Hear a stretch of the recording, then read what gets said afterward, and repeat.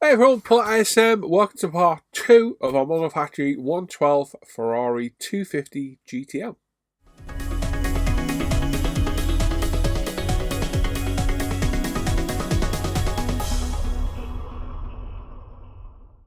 Yeah, so we're back with a long-awaited part 2. I do apologise for the amount of time it's taken to get to this.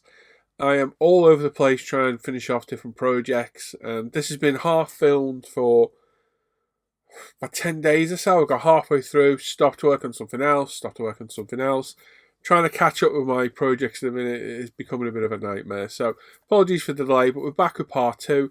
We're going to finish off the main bulk of the engine today. So we're going to get all the ancillary parts painted up, detail painted, attached as and when and where they can, give it a wash, get the cam covers on, get the HT leads in, and then leave it there today. And that way we can come back in part 3, which I'll chat about at the end of the video. I'm full of cold. Thankfully not in the voiceover because I did that last night, but I woke up today full of cold. So excuse me if I sound a bit bunged up. But anyway, let's get on with the video and let's get started where we left off in part 1. Right then, so we're back on the engine. We've got all those parts that we were left behind from building the block up last time. That's a lot of these components here. So we're going to get all those cleaned up, primed, painted, assembled, detail painted if needed, and try and get our HT leads in place too. So standard cleanup on the parts. We'll use our Tamiya basic files to clean up the main seams on the white metal. They're not that pronounced on this one. They're actually not that bad. It's actually quite clean. I think running through the tumbler has helped immensely and get rid of that. We can then come in with my favourite weapon of choice, which is the thinny sponge from UMP. This is the 240 thinny sponge. Works really well. It will destroy the sander. Not destroy it, but I would keep this one for white metal from now on because it does get stained black. But this will return a bit of luster back to the white metal. Like I say, any larger seams, definitely use the actual file on, because not only will it remove it a lot quicker, but it's a lot less messy as well. And even though these have been cleaned up with the tumbler, the sanding and filing creates a whole lot of mess still, so you're going to get covered in it. On cylindrical parts like this, again, the files work wonders. There's no need to spend a lot of money on files for working with white metal. It's a very soft material. So I find these basic Tamiya files, they weren't expensive at all, come in a set of 3, are perfect for the job when combined with the UMP sander. Like I say, we've got lots of parts to clean up. All we're going around is getting rid of any imperfections on them. So there may be dimples in the white metal, there may be seam lines or just imperfections that maybe need rounding off. It's a case of just go around everything and cleaning everything up where required. So it's a bit monotonous, a bit boring. It is a bit dirty work is probably the word I'm going to say. This stuff gets everywhere. You can see all over my bench, all over my fingers, and it is a pig to get off when it gets up your fingernails. It kind of stains your fingernails, so it is a bit of a nightmare. With everything cleaned up now, we've had a bit of a clean up on the old hands as well, as good as we can. We can come in with some CA glue. We've got the super glue tips on my Amazon super glue, which is linked in the description of the videos. And we're going to assemble our starter motor and any parts that we can assemble together now that get painted the same colour. So we've got lots of parts to paint up. Some of them are getting painted all the same colour and some are completely different. I know, what are the odds of that? We've got a few holes we haven't drilled out as well on the engine that we're either forgotten about or left till now just to double check parts. And of course, as with these kits, test fit everything. I've test fitted every single part before we even commit to getting to paint. It's that simple. Test fit everything. So we've got some acid etch primer here. This is U-Pole's acid etch.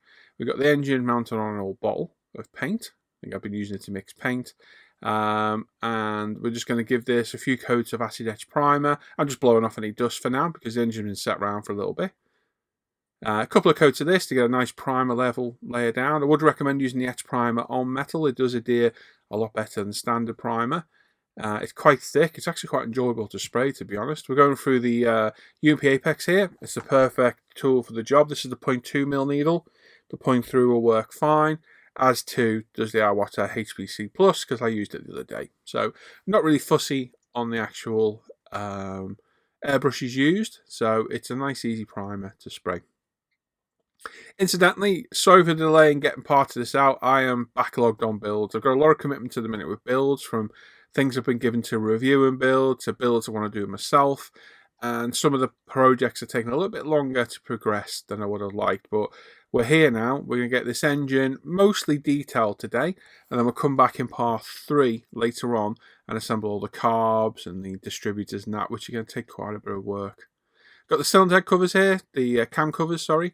These are going to be painted in black. They're already textured. The standard car has black ones.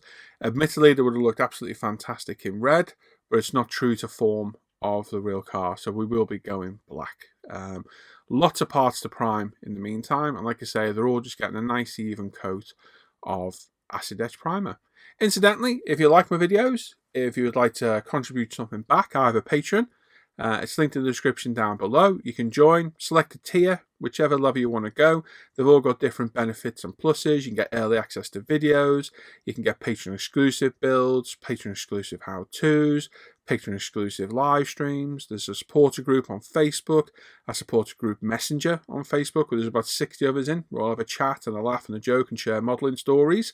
There's links down below, and your support is what keeps these videos going, because without that, I couldn't do these.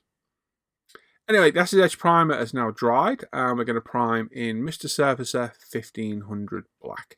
So we're going to go through and prime everything up. The coverage over the acid etch is phenomenal. Very, very good. Very nice key for the primer. So it doesn't take a lot to build up the coats at all. And like I say, really good primers, both of them. It's just a case of go around. I'm not going to show every single part being primed because you don't want to see that. That's really boring. But we are going to show just a few of them being done.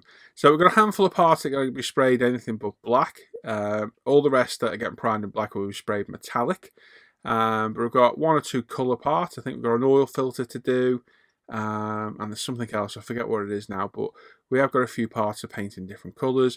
But like I say, the main goal now is to get a nice even coat of black primer all over the engine. We've got lots of tricky angles on this. So it's going to take several coats, light coats, to get a nice even primer coat all over it. So take your time. Don't be in a rush to do it. Don't try and do it in one coat. Like I said, I probably put 3 or 4 light coats on this, building it up. And there we are. At the end of the 4th coat, we're all nicely primed. I've done it amongst all the cams and what have you. You're not going to see it, but I did it anyway. So first of all, I thought I'll use Mr. Hobby 208. This is a super metallic. It's super...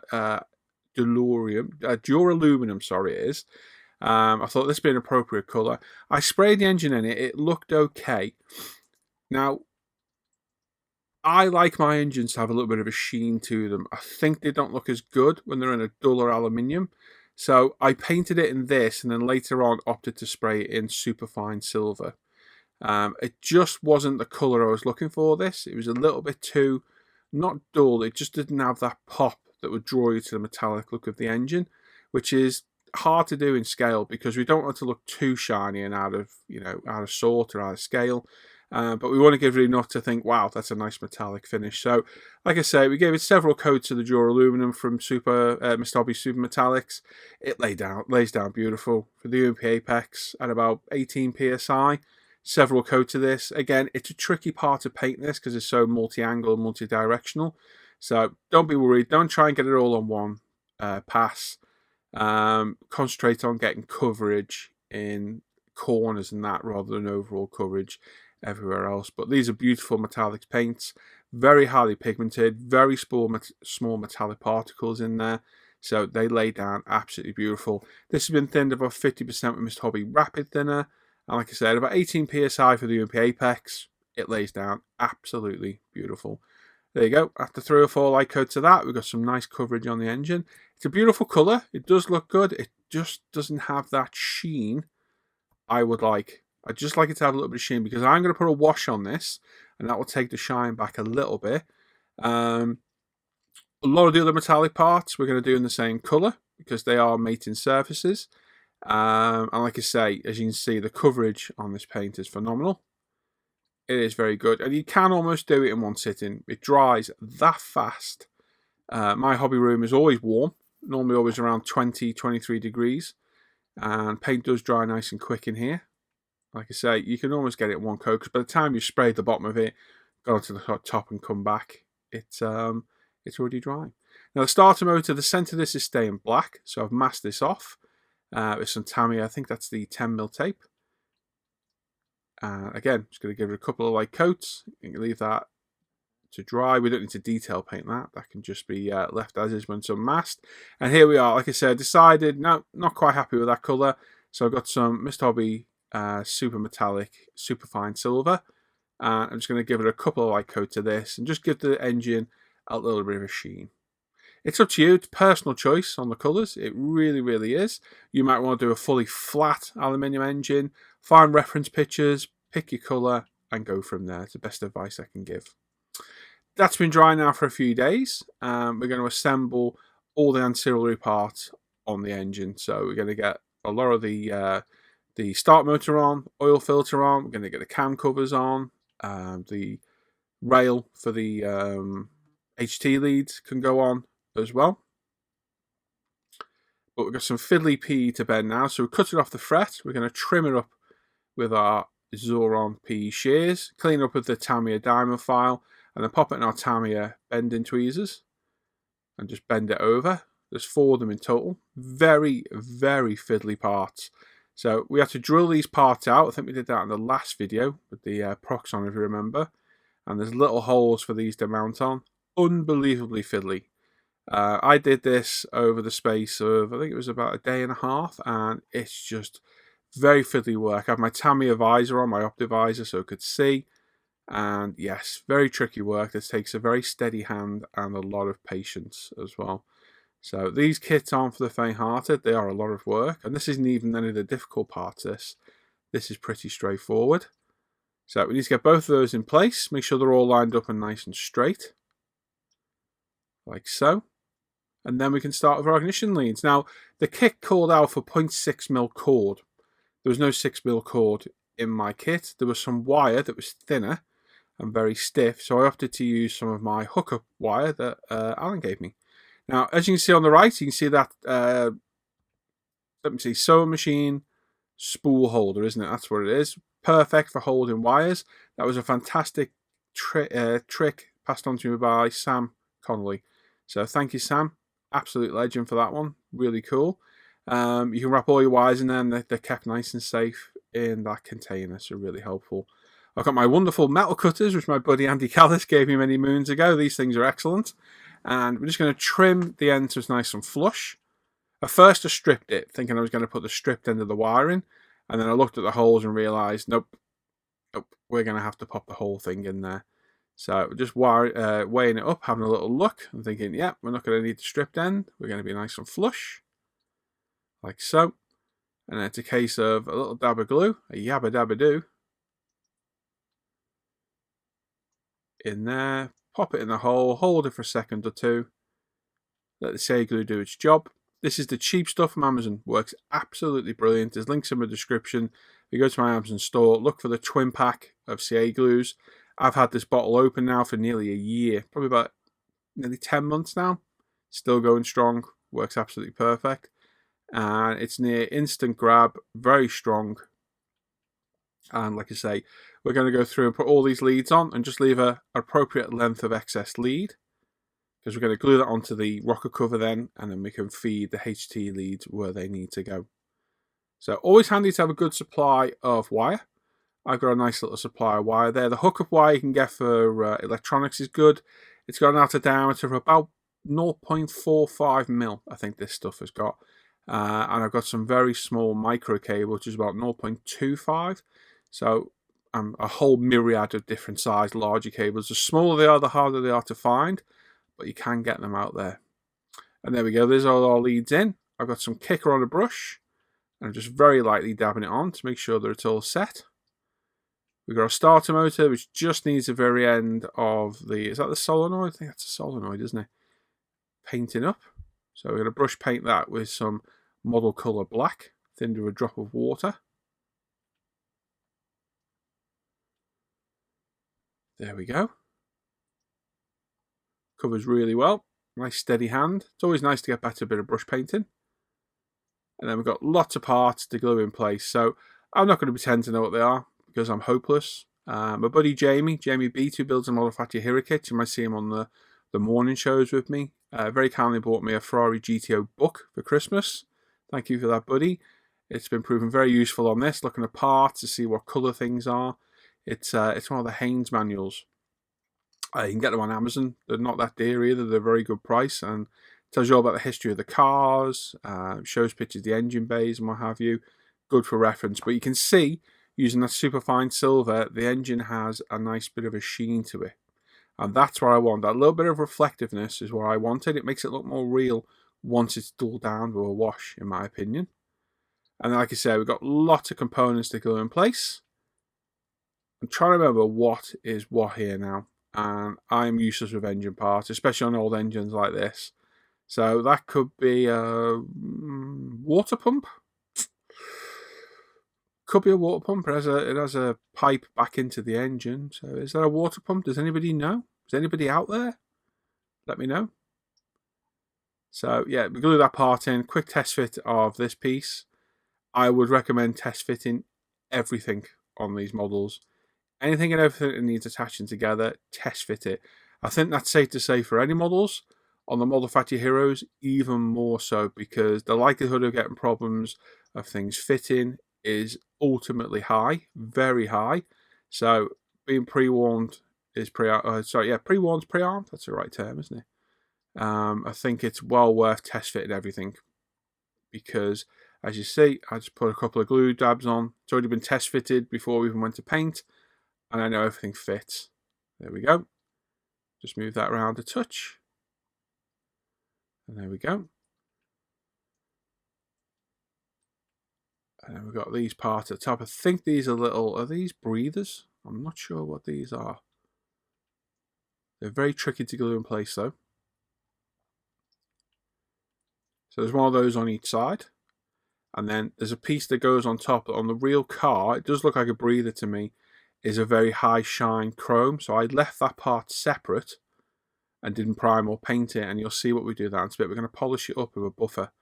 And it came up really, really nice. But these parts were very tricky to get to glue in place. I just had a bit of trouble getting them to go in.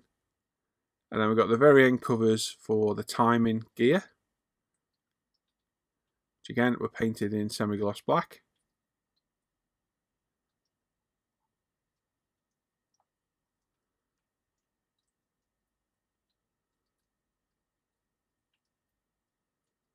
There we go. This is the side glued in place. Any excess glue, if you're very quick and very careful, you can wipe it off. And there we go. There's some parts in place. Make sure everything's symmetrical and straight. And then these are the parts here. They look like breathers to me. They really do. So I've hit one side with the blue side of the buffer and give it a bit of a scuff up. And then a quick go over the white side. And we get a really nice shiny bit of metal. You can see the original on the desk underneath. It's very dulled. This one is nice and shiny, and that will do me absolutely perfect. So a couple of dabs of glue. Again, these have all been test fitted and pre-drilled, so I know they all fit. There we go. Very carefully attach those in place. And then we've got this. Now, is this... I'm guessing that has to be an oil return pipe. Is it? It has to be. I thought it might have been water cooling, but look at where it goes into the engine. Is it oil? I'm not sure, but I didn't glue that piece in. It fitted really well, so I've left it loose for now in case I need to take it off later. Starter motor, a little bit tricky to get in place. Need a little bit of persuasion, but in she goes. And then we're going to pop our rail on the top with our ignition leads in place. So around all the top of the cam cover, we drilled out all the holes for these studs last time. So some of them are there as decorative chrome head bolts, bolts to hold the cam cover on. And some of them are to hold this part on. So I opted to do these first and just pop them through the PE. I just wanted to drop them through. And then I could put some CA glue underneath and then push them on the engine. These were very tricky to get in place. Very awkward. I must have dropped them about 4 billion times. Just get a little dab of glue. Don't need a lot at all. And get everything glued in place. And as you see, line it up, push them in. And there we go. Line everything up, make sure it's all angled correctly. Excuse my head appearing. Like I say, you've got to get in close to this stuff. We really have. And then the rest of them, we're just going to pop in, put a dab of glue on, pop them in then, and then push them down fully home. And there are bolts. Now, it calls for which ones can go in now. Some need leaving off. Like I say, if you do get any excess shea glue, be quick and you'll get it off. So a few of these stay off. I think there's going to be some components added later on that are held on by a couple. So pay attention to the instructions and make sure you got the correct side of the engine to get everything lined up properly. And there we go. There's one side done. All the leads are done. That beautiful Ferrari logo in the middle. And our shiny bolts are there. And now we're going to give the engine a bit of a wash. So I normally use the brush to get this out, but I needed so much I thought there's no point. So I poured a load out, mixed it with some Santador to get nice and thin, mixed it up, and then as you'll see in a minute, I spill it all over the bench. I knocked a whole lot over on the bench. Thankfully, had plenty left to use. These have only been temporarily fitted to check that they fit. Like I say, test fit everything. Even if you know it fits, if you add anything else to it, test fit it. Because as you can see, even without glue, things stick very easily because the tolerance is very tight on some parts. So double check everything. And if you knock things off like I just did, put to one side. I sped this up because it's very boring, but I'm just going to go around and give the entire model a wash. So basically my motto is, if it holds a wash, put a wash in it. So you want to get all those bolt heads, any recessed detail, any raised detail, any long sections that hold a wash. There you go. Look, I've spilt my wash. Or an idiot. I even did all the followers and the cams and everything. Even though you're not going to see it, I thought I might as well do it while I'm here. And just went round everything and did it. Now, I do love the Tamiya panel line washes for engines and cars and what have you. They're great. Just beware if you put them over enamel because it will reactivate the paint and you can take the paint off. Over lacquers, pretty bomb-proof. Never really had any problem. But like I say, my motto is, if it holds a wash, put a wash in it. Because you're just adding detail and depth to everything you're doing. Because as soon as you wipe off that excess, it just highlights all those parts, makes them look super realistic, and just adds a lot of depth to the build. It really does make a big difference. So I sped up about 5 minutes work here as I carefully went around it all. You could use a much bigger brush if you want. I just like having the control to put the wash exactly where I want it, rather than plastering the whole engine in it, because I'm modelling this car as if it's new. It's just been driven out of the showroom. Away we go. That's how all my cars are built. I know some people would love to see weather cars. It just doesn't interest me that. I want to see a pristine car. So I do them as if they're just driven off the lot, kind of thing. Literally just been bought. And I'm only adding the wash, not to add weathering, just to add depth to the metallic work. And it's well worth doing. After about 30 minutes, the wash dries, depending on the temperature and what have you. If you catch it before it fully dries, with a cotton bud like so, I've got some nice cheap pointed ones off Amazon. You can get the wash off without using any Santador or any other mineral spirits. Just go around. And what we want to do is get all the excess wash off, leaving any wash in all those recessed areas. And that way it adds depth. It gives it much more visual appeal. It makes it look a lot less monotone. As you can see, the wash has left a lovely stain on my bench. So we're replacing that piece of card for our next filming. And that's it. Wash is done. Now, where the ignition leads are going, I had already pre-drilled them. The holes were nowhere near big enough. So we've got our pin vise now. I think that's a 0.6mm drill bit I've got in there because it's 0.45mm cable. The 0.5 was a little bit tight, so I just went 0.6. And we're just going through widening the holes we'd already done. So be very careful. You don't want to scratch your paint or damage anything. You don't want to snap a drill bit in there. So just take your time and go through drilling all the holes. Once that's done, we can pop the appropriate cover on the correct side. Fun fact, I put the wrong side on the wrong side first, glued it down, put all the wires in, spotted it, had to unglue it by prising it apart, snip the wires and redo them all. So don't be an idiot, don't be like Paul, pay attention to instructions, as I always preach, and put the right side on the right side. So this is the wrong side going on now, which I am now wiring up the wrong side. So it didn't become apparent. One of the cam covers is slightly different to the other. There's like a mounting point on it. And I knew that, and I test fitted it and made sure all along the way it was the right way. But no, I'm a little bit of a moron. So yes, there you go. Lessons learned. Put the glue in the appropriate holes, making sure you got the correct side, which we do have now. And push it down in place. Like so. Make sure you get it all down. Don't get your finger in the glue. Don't start sticking it all over the model. I'm going to use the precision tips just to apply a dollop of glue in the holes. And then we're going to pop the leads through. And because we put the hole right into the engine, we don't even really need to snip the wires. They will just pass straight through, almost at the appropriate length. I'm just going to get them all nice and even lengths across the board.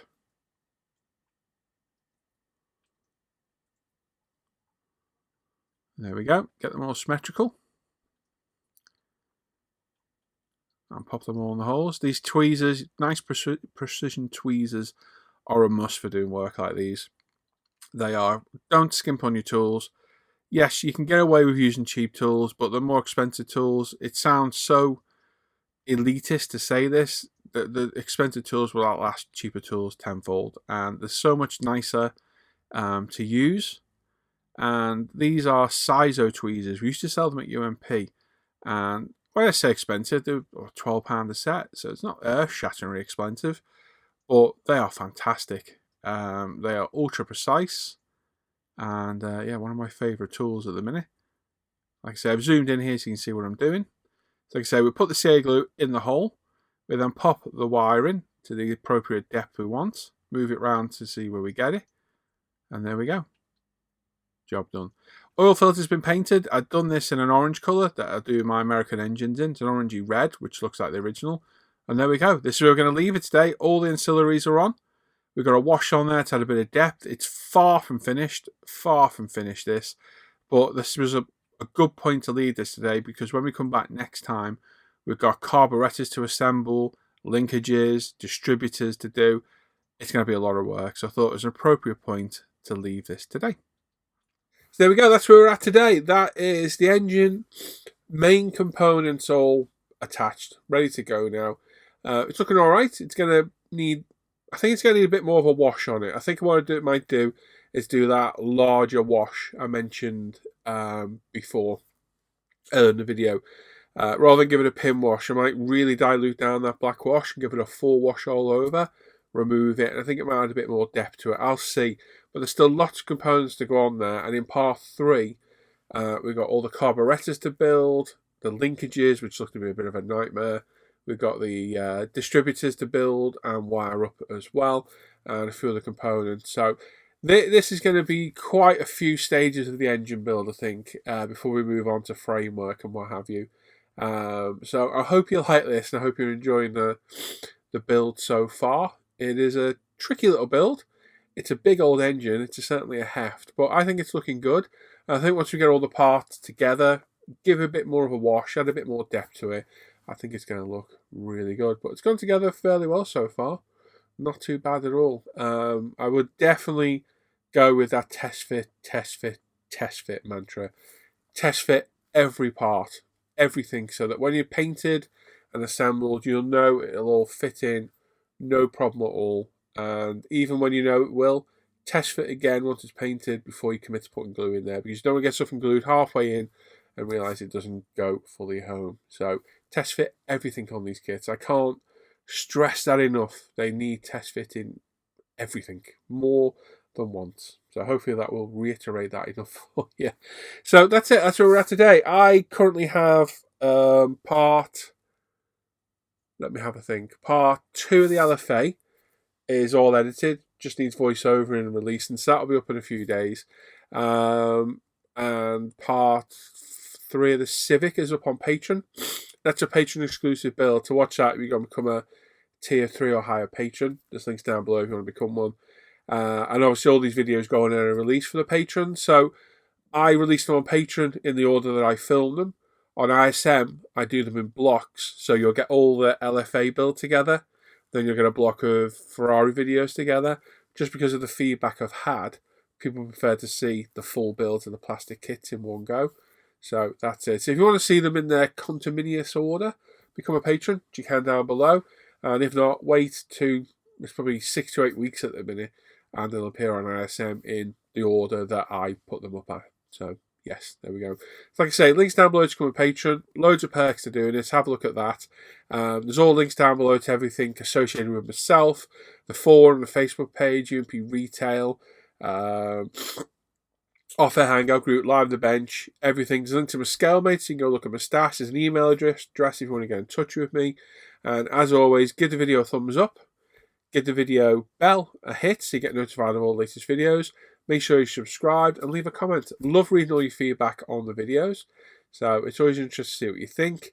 And like I say, we're back in part 3 on this. I'm not sure when. I've got the Civic to try and get done. And I want to try and get the LFA done. And then there's some new projects coming up, including a plane and a truck as well. And a bit of armour later in the year. And maybe a bit of sci-fi too. Yes, exciting things ahead. There we go. Thanks for watching today, everyone. Take care. Bye-bye.